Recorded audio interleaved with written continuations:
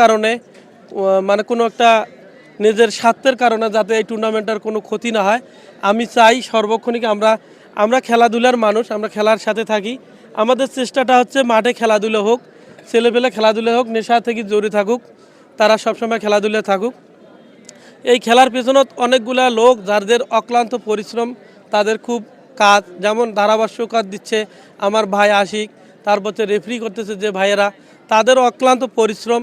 আপনারা এই পরিশ্রমটা সবসময় মনে রাখবেন, যাতে খেলাটা সুন্দরভাবে আমরা এই টুর্নামেন্টটা শেষ করতে পারি।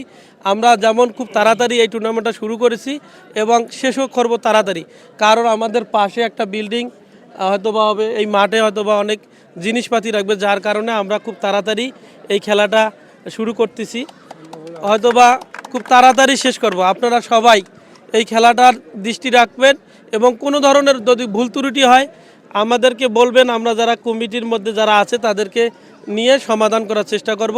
সবার সুস্বাস্থ্য এবং দীর্ঘই কামনা করে আমি আমার সংক্ষিপ্ত কথা শেষ করছি। ধন্যবাদ সবাইকে। আসসালামু আলাইকুম। সেই সাথে আজকের খেলা উদ্বোধন ঘোষণা করা হচ্ছে। সুপ্রিয় দর্শক মণ্ডলী লক্ষ্য করছেন, আসলে খেলাটি উদ্বোধন হয়ে যাচ্ছে এবং একজন গোলকিপারকে আমরা লক্ষ্য করছি উদ্বোধন করছেন আমাদের বড় ভাই।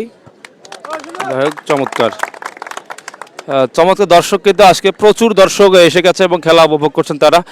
মাঠের বিভিন্ন দিকে কিন্তু দর্শক সমর্থক তারা কিন্তু এই মুহূর্তে অবস্থান করছেন এবং খেলোয়াড়রা কিন্তু এই উদ্বোধনের মধ্য দিয়ে কিন্তু এই তাম্বুলপুর ঘরোয়া ফুটবল টুর্নামেন্ট